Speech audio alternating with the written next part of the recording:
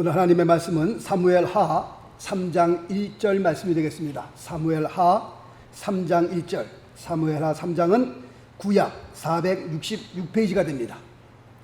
사무엘하 3장 1절 말씀 찾으신 줄 알고 하나님의 말씀 봉독해 올립니다. 사울의 집과 다윗의 집 사이에 전쟁이 오래매 다윗은 점점 강하여 가고 사울의 집은 점점 약하여 가니라. 아멘. 할렐루야. 아멘. 아멘. 아멘. 성경은 사울의 집과 다윗의 집을 얘기하면서 사울의 집은 점점 약하여 가고 다윗의 집은 점점 강하여 가더라, 그렇게 말씀하고 있습니다. 그래서 오늘과 다음 주일에는 왜 사울의 집은 점점 약하여 가고 다윗의 집은 왜 점점 강하여져 가는지 그 이유에 대해서 하나님의 말씀을 같이 은혜를 나누려고 합니다. 왜 사울의 집은 점점 약하여 가고 다윗의 집은 왜 점점 강하여져 갔느냐? 첫 번째 이유는 이렇습니다. 사울은 다윗을 향하여 항상 시기와 질투하는 마음이 불같이 타오르고 있었다 라는 것을 말씀을 드립니다. 사울과 다윗의 관계는 어떤 관계였느냐? 첫째로 장인과 사위의 관계였습니다. 그러면 장인과 사위라고 할 것 같으면 굉장히 가까운 사이입니다. 그리고 다윗은 사울의 악귀를 쫓아내는 치료사였습니다. 그리고 다윗은 사울 군대의 핵심 장수였습니다. 지금 세 가지를 말씀을 드렸는데 이 세 가지만 보더라도 정말 사울이 다윗을 볼 때에 모든 것을 다 주어도 정말 아깝지 않은 그런 사이다라는 것을 우리가 알게 됩니다. 사울이 다윗을 바라볼 때에 정말 아들과 같은 사람이고요, 그리고 자기를 살려준 사람이고요, 나라를 위해 목숨 바쳐 싸웠고 나라를 구한 사람이었습니다. 그럼 이 정도 되면 자기에 있는 모든 것을 다 내어주어도 정말 아깝지 않은 그런 사람입니다. 그런데 왜 사울은 다윗을 죽이지 못해서 안달을 했을까? 정말 이해 안 가는 사람이었습니다. 사람이 살면서 누군가를 증오하고 또 죽이고 싶은 그런 마음을 내 마음에 품고 살아가게 되면요, 그 사람은 건강에 절대로 좋지 않습니다. 내가 저놈을 죽여야 되겠다라는 마음을 가슴에 품고 살면요, 화병 때문에 그 사람보다 먼저 죽습니다. 그리고 내 마음속에 증오를 품고 살아가게 되면 사람과 사람 관계에 있어서 또 올바른 관계를 가질 수도 없습니다. 정상적인 관계를 가질 수 없다는 말씀입니다. 그리고 이런 사람은요, 절대로 세상에서 성공할 수 없는 사람입니다. 사람이 살면서 선의 경쟁을 해야지요. 내가 저놈을 꼭 밟고 내가 저놈을 죽이고 내가 일어서야 되겠다 라고 하는 사람은 절대로 성공할 수 없는 사람입니다. 혹시 성공을 해도 그 성공이 절대로 오래 갈 수 없습니다. 성경에 보면 요셉의 형들이 요셉을 그렇게 시기하고 질투했습니다. 저놈을 어떻게 하면 죽일까? 어떻게 하면 죽일까? 그러다가 죽일 기회가 돼서 그를 죽이려고 정말 했습니다. 그런데 차마 동생인데 어떻게 동생을 죽이겠느냐 해서 동생을 노예로 팔아 넘깁니다. 그 순간을 보면서 요셉의 형들은 아주 통쾌했을 것입니다. 야, 저놈을 향하여 정말 우리가 이제는 이겼다, 저놈을 안 보고 사니 아주 꼴도 보기 싫고 그랬던 놈이었는데 이제는 속이 시원하다, 우리가 승리했다 라고 생각했을지 모릅니다. 그러나 성경에 보니까 시간이 흐르고 세월이 흘러서 결과가 어떻게 나오고 있어요? 성경에 보니까 요셉의 10명의 형들이 마침내 요셉을 죽이려고 했던 그 요셉, 시기와 질투가 있었던 그 요셉, 그 요셉 앞에 어떻게 해요? 다 무릎을 꿇습니다. 그들의 승리는요, 오래 갈 수 없었습니다. 어쩌면 망할 수도 있었던 나라를 목숨 바쳐 나라를 구한 다윗이 왜 그렇게 믿습니까? 왜 그렇게 다윗을 죽이려고 합니까? 사울의 입장에서 다윗을 바라볼 때 너무 고맙지 않습니까? 어떻게 하면 풍전등화와 같이 이 나라가 넘어갈 뻔했는데, 이 나라가 망할 뻔했는데, 그런 가운데 목숨을 바쳐 나라를 구한 다윗, 왜 다윗이 그렇게 밉습니까? 왜 다윗이 이렇게 죽이고 싶은 겁니까 도대체? 자기의 그 사위를 향하여, 자기의 자식 같은 사람을 향하여 왜 시기와 질투가 그렇게 속에서 막 끌어오르냔 말이에요. 사울의 시기와 질투가 사울을 살인자로 몰고 가고 있었다는 겁니다. 지금 말씀드린 이것이 사울의 집이 점점 약하여질 수밖에 없었던 첫 번째 이유가 됩니다. 그렇다면 다윗은 어떻습니까? 사울을 비교해 볼 때 다윗이라고 하는 사람은 어떻습니까? 사울은 다윗을 향하여 증오심이, 시기와 질투가 불타서 그를 어떻게 하면 죽이려고 했었는데, 반면에 다윗은 사울을 향하여 어떠했습니까? 라고 하는 그 질문에 자기를 죽이려고 혈안이 되었던 장인 어른 사울을 향하여, 첫째, 그는 끝까지 용서합니다. 그리고 두 번째는 끝까지 하나님이 기름 부으신 하나님의 사람으로 그를 대접합니다. 사울이 다윗을 죽이려고 했을 때 몇 번씩 죽이려고 했잖아요. 다윗은 사울을 죽일 수 있는 완전한 기회가 몇 번씩 왔습니다. 정말 다윗이 사울을 죽이려고 마음에 작정을 했으면 얼마든지 사울을 죽일 수 있었습니다. 그런데 다윗은 그러지 않았습니다.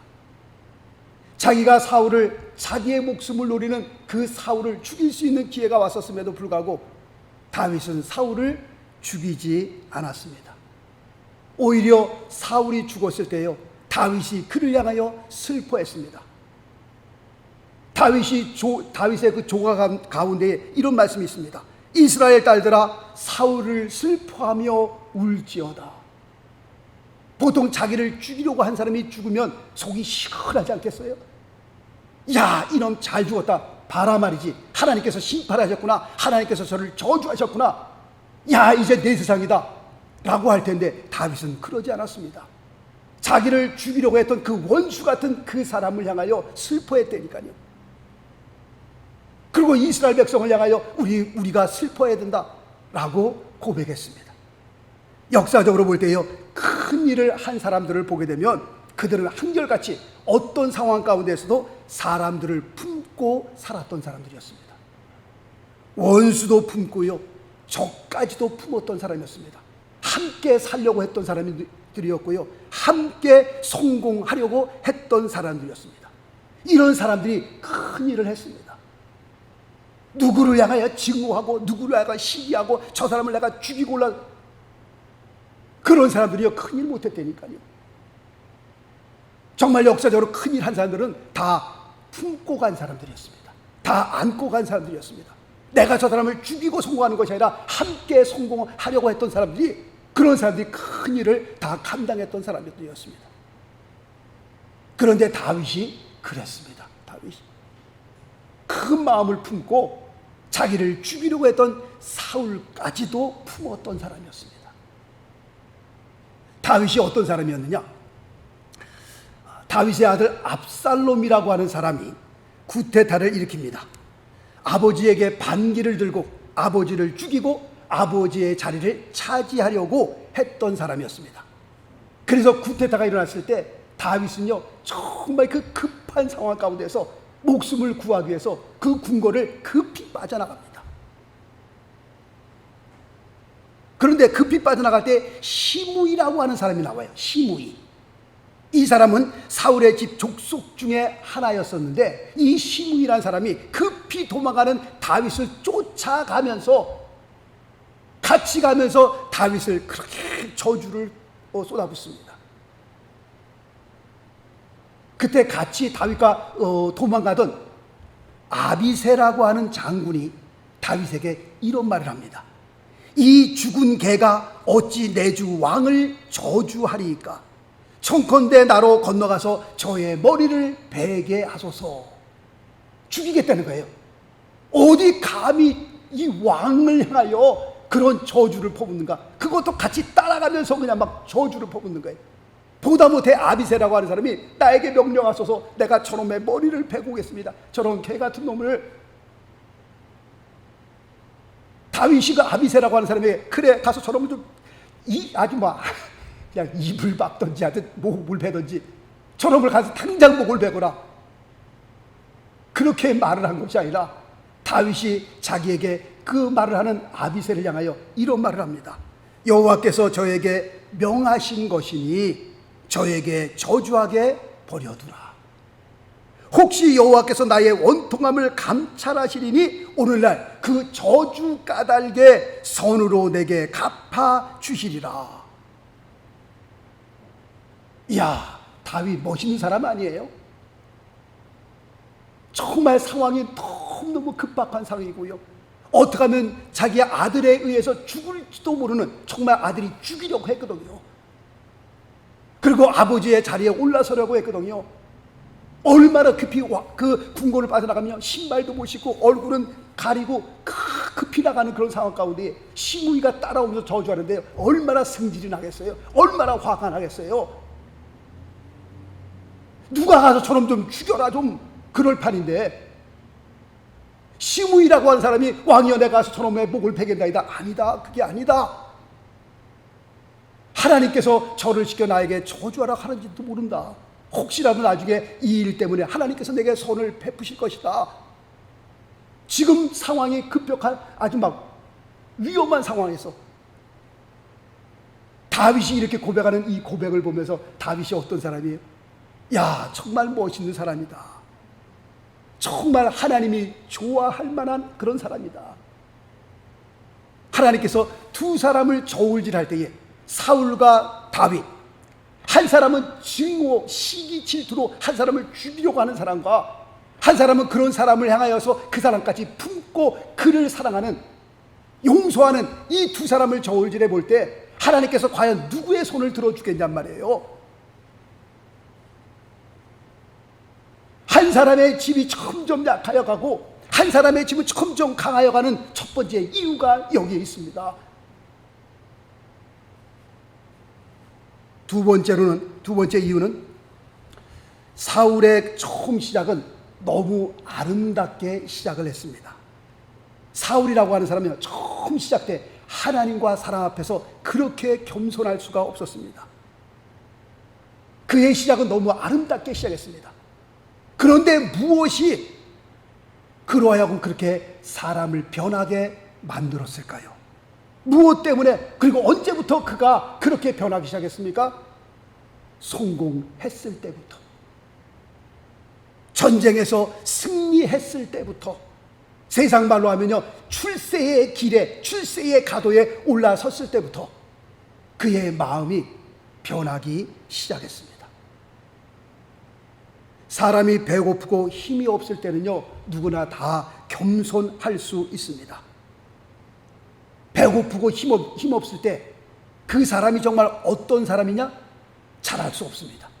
정말 그 사람이 어떤 사람인지 그때는 잘 알 수 없는 겁니다. 그러나 그 사람이 정말 어떤 사람이냐 언제 알 수 있는 거예요? 그 사람이 성공했을 때 아는 겁니다. 그 사람이 힘이 있고 높은 자리에 올라갔을 때 그 사람이 어떤 사람인지 그때 나타나는 겁니다.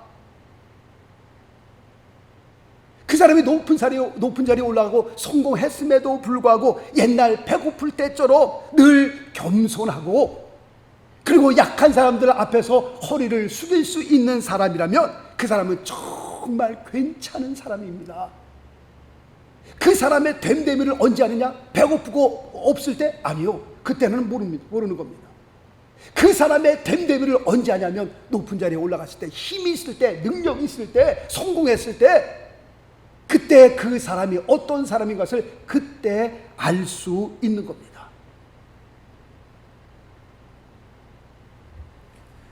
국회의원 출마할 때 보면 TV에서 다 보잖아요.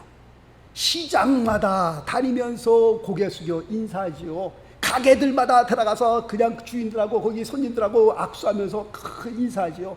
길거리에 서가지고 지나가는 사람들 붙잡고 막 인사하죠. 그렇게 하다가 국회의원에 당선되면 어떻게 해요? 길거리에 코빼기도 안 보이잖아요. 길거리에. 정말 그 사람의 됨됨이는 언제 하는 거예요? 당선됐을 때 하는 거예요. 당선됐을 때. 그 사람의 진실됨을 국회의원 출마할 때 막 선거할 때 그때 알아보는 것이 아니라 정말 그 사람의 됨됨이는 당선되고 난 다음에 아는 거예요.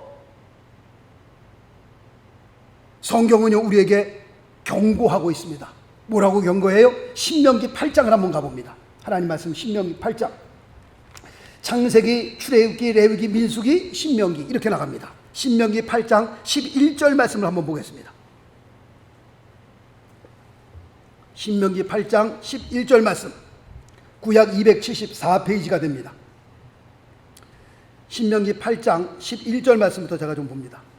내가 오늘날 내게 명하는 여호와의 명령과 법도와 규례를 지키지 아니하고 내 하나님 여호와를 잊어버리게 되지 않도록 삼갈지어다 라고 말씀하면서 12절 말씀해 보니까 내가 먹어서 배불리고 아름다운 집을 짓고 거하게 되며 또 내 우양이 번성하며 내 은금이 증식되며 내 소유가 다 풍부하게 될 때에, 간단하게 말하면 무슨 말이에요?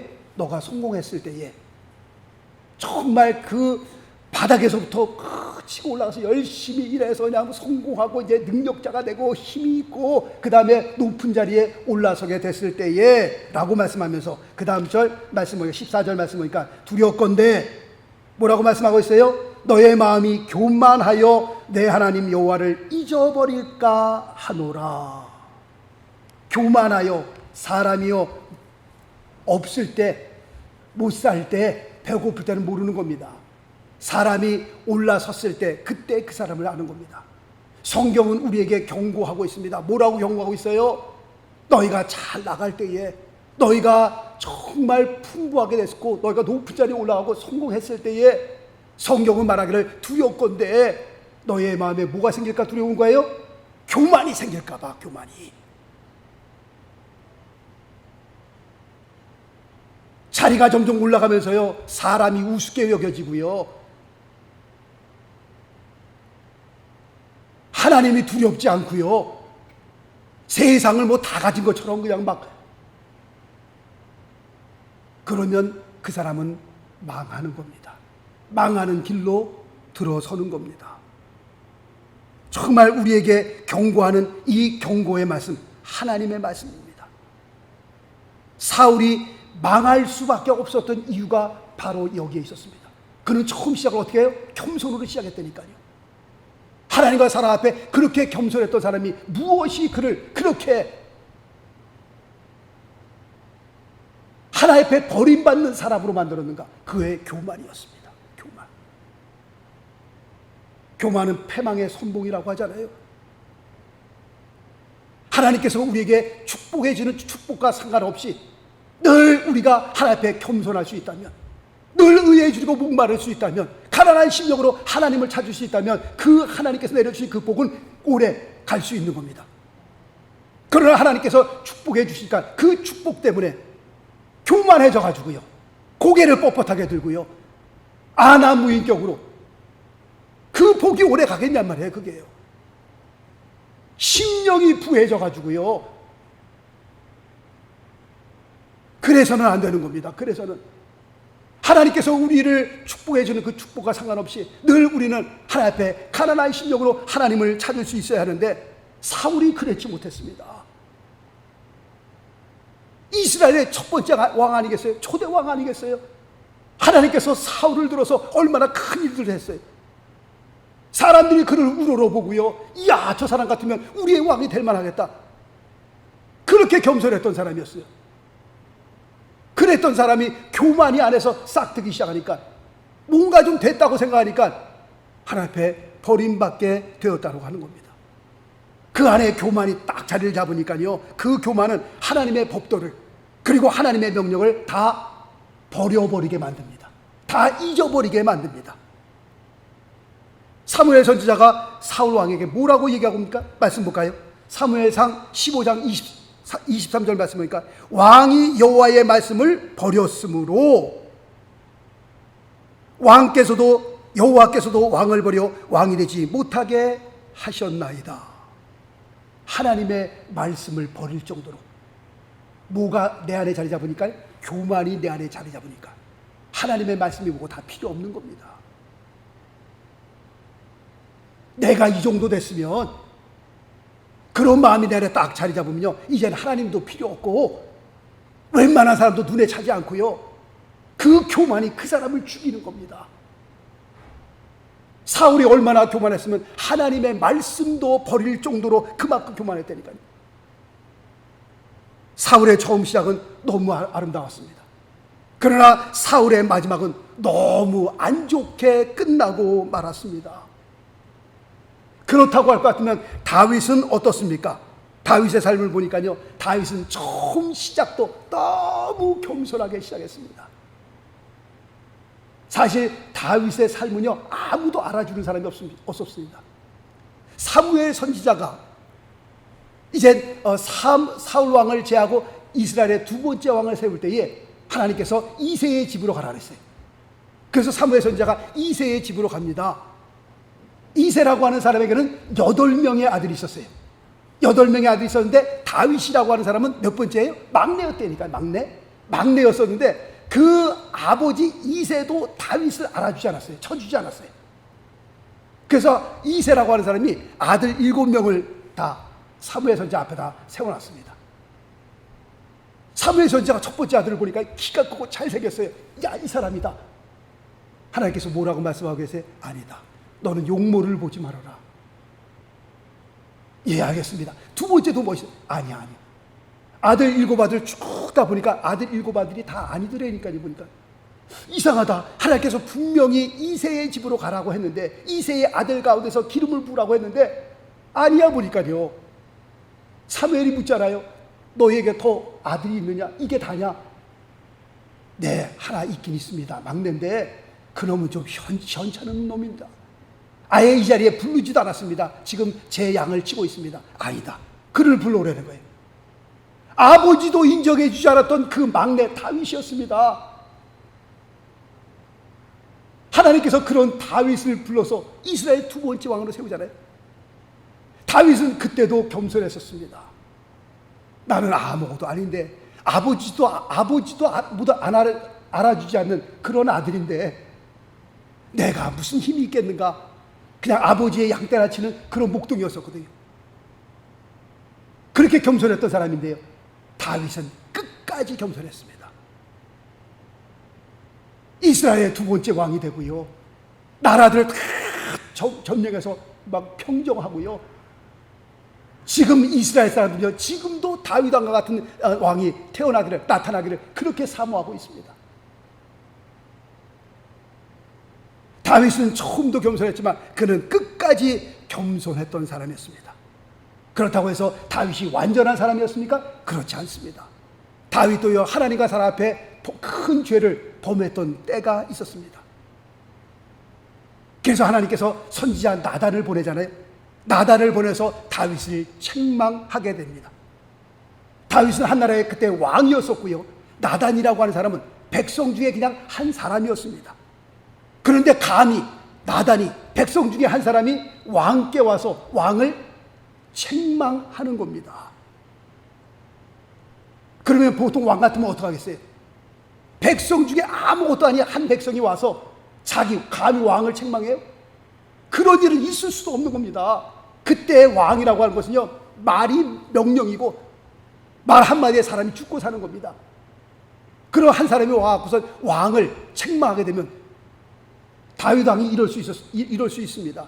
야, 저놈이 감히 뭔데, 저놈을 잡아다가 가서 목을 베어라 라고 그럴 수 있었습니다. 그런데 다윗은 그렇지 않았습니다. 분명히 그럴 만한 자격이 있었음에도 불구하고 한 나라의 백성 중에 한 명이 와서 자기 왕을 책망하는데도 불구하고 그 나단의 말을 누구의 말로 받은가요? 하나님의 말씀으로 받은 겁니다. 그리고 그 자리에 엎드려 그가 펑펑 눈물 흘리며 하나님 앞에 회개하였습니다. 그리고 회개하면서 지은 시편 몇 편이에요? 51편입니다. 그게 나단 선지자부터 책망을 받아가면서 그 하나님 말씀 앞에 무릎을 꿇고 회개하며 지었던 시편 51편이라니까요. 다윗은 처음부터 겸손했지만 끝까지 하나님 앞에 겸손했던 사람이었습니다. 자기의 생명이 다할 때까지 더욱더 주님 앞에 겸손하고 더욱더 주님을 사모하고 세월이 갈수록 나이가 들수록 더욱더 주님을 사랑하며 주님을 사모했던 사람, 그 사람이 누구예요? 다윗이라는 사람이에요. 정말 우리가 봐도 반할 만해요. 우리가 봐도 정말 좋아할 만한데 하나님께서 다윗을 보니 어떻게 해요? 내 마음에 합한 사람이라고 그러잖아요. 너무 마음에 든 거예요. 너무 마음에 들어요. 어떻게 일편단심 그렇게 나를 사모할 수 있을까? 그렇게 나를 사랑할 수 있을까? 하나님이 봐도요 정말 바랄 만한 그런 사람입니다. 정말 다윗은요 믿음으로 시작해서 그의 삶을 믿음으로 마친 사람이고요, 성령의 기름 부으심, 성령 충만으로 시작해서 그의 삶을 마지막으로 성령 충만으로 마친 사람이 바로 다윗이었습니다. 하나님 보시기에 얼마나 귀한 사람인지 알 수 없어요. 말씀 보겠습니다. 시편 71편 14절 말씀 보니까 다윗이 이렇게 고백을 합니다. 나는 항상 소망을 품고 주를 어떻게 해요? 더욱 찬송하리이다. 할렐루야. 그 다음 절 말씀 보겠습니다. 시편 104편 33절 말씀 보니까 나의 평생에 여호와께 노래하며 나의 생존한 동안 내 하나님을 찬송하리이다. 평생을 하나님을 찬양했던 사람이고요. 그 다음 절 말씀 보니까요, 시편 116편 2절 말씀에 보니까 그 귀를 내게 기울이심으로 내가 평생에 기도하리로다. 평생에 기도했던 사람이에요. 세월이 갈수록 더욱더 주님을 찬양하길 원했고요, 더욱더 주님 앞에 기도하길 원했던 그런 사람이었습니다. 평생에 주님을 그렇게 사모했던 사람. 하나님께서 그를 왕으로 세웠음에도 불구하고, 그렇게 부한 자리에, 그 능력 자리에 세웠음에도 불구하고 그 자리와는 상관없이 늘 하나님 앞에 무릎 꿇어 기도하며 하나님을 찬양하며, 얼마나 힘차게 찬양했으면 그 바지 저고리가 내려갈 정도로요, 그냥 막 사람 앞에 창피한 것도 모르고 하나님 앞에 춤추며 찬양했던 그 다윗의 모습, 그 모습을 상상할 수 있겠어요? 그래도 채통이 있지, 채통 같은 거 필요 없다니까요. 하나님을 예배할 때, 하나님을 찬양할 때 채통은 무슨 채통, 왕이 무슨 필요가 있고요, 국무총리가 무슨 필요가 있고요. 정말 놀라운 건 역대 대통령 가운데 누군가요? 이름을 갑자기 생각이 안 나네요. 지금 3세인가 지금 95세인가요? 지미 카로. 이제 몸에 암이 있다고 그러는 것 같아요. 그래서 얼마 전까지 썬데이 바이블 스쿨 인도하던 거를 그만뒀습니다. 이제 도저히 못하니까. 그가 마지막 썬데이에 이제 성경 공부를 가르치는, 주일날 성경 공부 가르치는 그 반에 마지막일지도 모른다 그래서 한 30-40명 가르치는데, 지미 카로의 그 마지막 그 성경 공부 말씀을 듣기 위해서 1000명 이상이 모였다고. 연세가 그렇게 드셨음에도 불구하고 정말 그 한 나라의, 미국의 대통령이면 전 세계 대통령 아니겠어요? 그런 높은 자리에 있었음에도 불구하고 그 대통령 그 자리 놓고 난 다음에도요, 그 다음 주일부터 교회 가서 성경 가르쳤던 사람입니다. 썬데이 스쿨 티처예요, 그 사람이. 그렇게 가르치기를 일편단심, 이제는 더 이상 가르칠 힘이 없어서 그냥 90제가 알기로는 3세까지 교회에서 성경을 가르쳤던 한 나라의 대통령이었던 사람, 정말 멋있는 삶을 살았던 사람, 정말 위대한 사람이죠. 하나님의 사람이었습니다. 얼마나 부러운 줄 몰라요. 세상 권력을 다 쥐고 세상을 흔들었던 사람인데, 그런 높은 자리에 있었던 사람인데, 그런 거 상관없이 일편단심 교회에 나와서 주님을 섬기는 그 아름다운 모습을 보면서 너무 부럽습니다. 정말 기도하옵기는 우리 모두가 사울과 같은 삶을 살지 않았으면 좋겠습니다. 하나님께서 우리를 조금 높여주셨다고, 조금 이 세상에서 높은 데로 올라갔다고 어깨에 힘주고, 그런 사람은요 오래가지 못합니다. 정말 성공했어도요 그 성공이 위태롭습니다. 우리의 삶이 사울과 같은 삶같이 되지 않았으면 정말 좋겠어요. 대신 누구와 같은 삶? 다윗과 같은 삶. 누구와 같은 삶? 지미 카라와 같은 그런 사람. 연세가 더 드실수록 60, 70, 80, 90, 100세가 되어도 한결같이 주님을 사모하고 한결같이 주님을 사랑하고 늘 가난한 심령으로 하나님 앞에 무릎 꿇고 기도하고요. 할렐루야. 왜 하나님께서 사울의 집을 점점 약하게 하시고 다윗의 집을 점점 더 강하게 하셨느냐? 이 두 가지 이유만 봐도 알 수 있잖아요. 다음 주일날 이제 3가지, 4가지, 5가지 말씀을 드리겠습니다만, 지금 이 2가지만 보더라도요, 아, 사울의 집이 그렇게 약해질 수밖에 없었구나, 다윗의 집이 그렇게 강해질 수밖에 없었구나, 그 이유 우리가 알 수 있잖아요. 바라옵기는, 정말 기도하옵기는 우리 모두가 다윗의 삶처럼 사람을 품을 수 있고요, 용서할 수 있고요, 사랑할 수 있고요, 이 세상에서 아무리 잘 나가도 늘 하나님 앞에, 사람 앞에 겸손할 수 있고요, 그 다음에 일편단심 주님을 사모할 수 있는 그러한 삶이 되게 해달라고 정말 우리가 기도해야 됩니다. 우리의 우리의 자손들이 정말 안타까운 것은요, 사울의 왕 다음으로 2대 대통령이 그 아들 요나단이 되어야 됩니다. 요나단을 보세요. 정말 인격도 좋고요, 정말 이 아버지의 뒤를 이어 2번째 왕이 될 만한 충분한 자격이 있었습니다. 그런데 누구 때문에 못된 거예요? 아버지 때문에 못된 거예요. 아버지 때문에 그 한날 한시 같이 죽습니다. 그걸 보면서요, 우리 어른들이요, 부모들이 잘해야 됩니다. 이 세상 살면서 자녀를 보더라도 그렇게 살면 안 되는 거예요. 남을 죽여야 내가 성공하고 그렇게 살면 안 되는 겁니다. 남의 눈에서 눈물 나게 하면요, 자손들 밑에서 피눈물 나는 거예요. 그렇게 성공해갖고 그게 무슨 성공이에요? 그게 남을 죽여가면서 피 흘려가면서 같이 살아야죠. 같이 성공해야죠. 우리 자손들을 봐서라도 그렇게 살면 안 되는 겁니다. 우리 바라옵기는 우리 모두가 정말 다윗과 같은 그런 귀한 삶으로 우리 모두가 세워져서 자자손손이 하나님 앞에 쓰임받고 정말 강해져가는, 번성케 되는 그런 귀한 그런 가정들이 될 수 있게 되시길 예수 그리스도 이름으로 축원합니다. 기도하겠습니다.